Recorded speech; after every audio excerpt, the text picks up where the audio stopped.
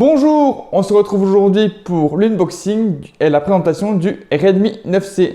Donc le low cost de la marque Redmi, la filiale de Xiaomi. Vous pouvez le retrouver dans la boutique Fundroid au prix de 129,90 €. Assez blablaté, on se retrouve pour l'unboxing.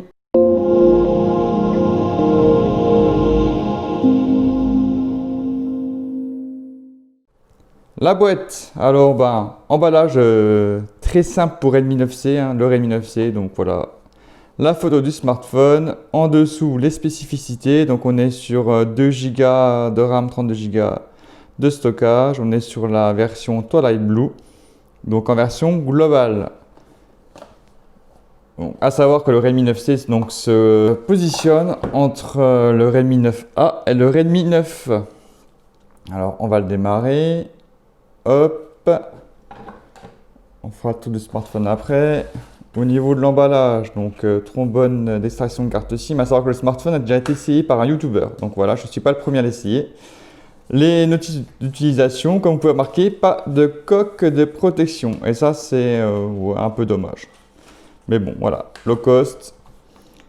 Au niveau du chargeur, on est sur donc un chargeur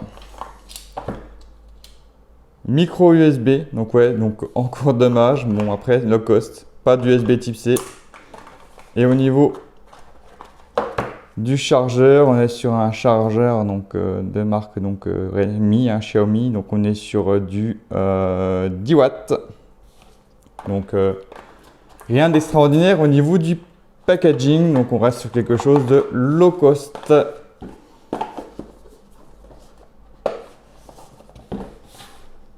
Le smartphone, donc je trouve qu'il a un très beau design avec ce petit dégradé de couleur en forme circulaire.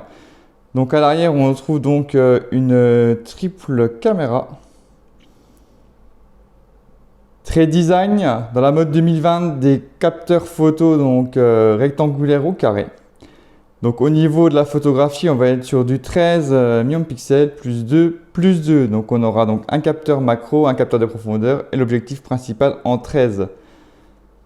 Au niveau de la dalle, on est sur une dalle LCD de 6,53 pouces donc de diagonale en FHD+. Donc j'ai triché, j'avais déjà démarré le téléphone pour gagner du temps. Donc on n'est pas sur du FHD+, on est sur du HD+, donc si j'ai mes notes, donc du 720 x 1080 pixels. Donc par rapport au Redmi 9, on va être sur un smartphone qui va avoir des bordures plus prononcées. Sinon on reste quand même sur un design très proche du Redmi 9. Au niveau des détails, on est sur 164,9 sur 77 et 9 mm d'épaisseur.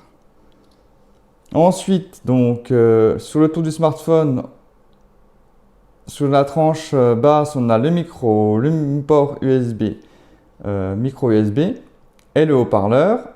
Au-dessus, jack 3.5, ça c'est un très très bon point.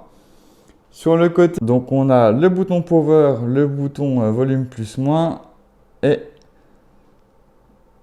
l'emplacement SIM. Allons voir quel tiroir SIM dispose ce smartphone. Donc on va être sur du quoi?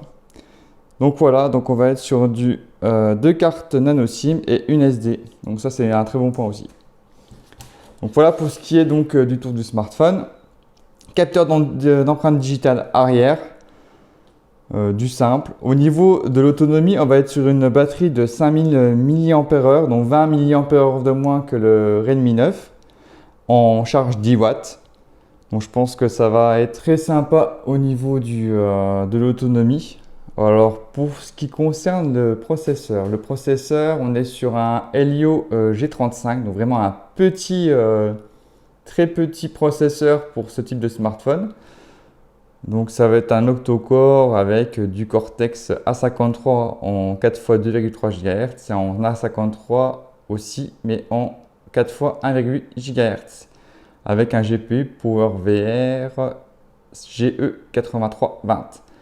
Comme on dit au niveau de la RAM, on est sur du... il m'installe tout. Au niveau de la RAM, on est sur de 2 Go Donc j'ai déjà une mise à jour à faire. On est sur du Go et du 32 Go, donc ne vous attendez pas à avoir des performances de malade. On est sur MIUI 12. Donc je vais pas tout de suite faire la mise à jour. Nous sommes donc sur 2 Go de RAM avec un octa-core maximum cadencé à 2,3 GHz. Donc on est vraiment sur un petit 32 Go de stockage, un petit smartphone. Donc vraiment un entrée de gamme. Connectivité, on est sur du Wi-Fi, mais attention, il ne prend pas en charge le AAC. Donc le 5 GHz il ne prendra pas en charge, donc il a juste le Wi-Fi BGN. Donc ça c'est vraiment à noter. Il n'a pas le NFC, il a le Bluetooth 5.0. Et le gros petit point négatif, donc ça serait peut-être le port micro SD. Bon après on est quand même sur micro SD. Le port micro USB. On est quand même sur un smartphone donc qui reste du low cost. Hein. Au niveau des appareils photo, voilà, on est sur du 13 donc à l'arrière. Donc on aura des photos je pense assez sympathiques mais bon sans plus. Et à l'avant on est sur un capteur de 5 millions de pixels. Donc par rapport au Redmi 9 qui était sur un 8 millions de pixels si je me rappelle bien. Donc on est bon sur cette présentation qui a été assez rapide. De toute façon, je ne vais pas non plus vous présenter pendant 10 000 ans. Moi, mais ce que j'aime bien par rapport à ce smartphone, donc c'est quand même le design qui fait pas du tout low cost en fait. Hein. Mis à part quand même que les bordures restent très prononcées sur l'avant du smartphone, ouais, il est quand même plus que correct. On va le tester, on se retrouve d'ici, je pense, une bonne semaine pour faire la vidéo test de ce smartphone. Je vous dis à très bientôt. Vous pouvez retrouver juste au-dessus le test du Redmi 9 et d'autres vidéos bien sûr sur Phonedroid. Je vous invite à aller dans la boutique Phonedroid pour voir toutes les nouveautés qu'il y a en ce moment. Portez-vous bien, à très bientôt. Lâchez-moi un petit pouce bleu, abonnez-vous. Bye bye!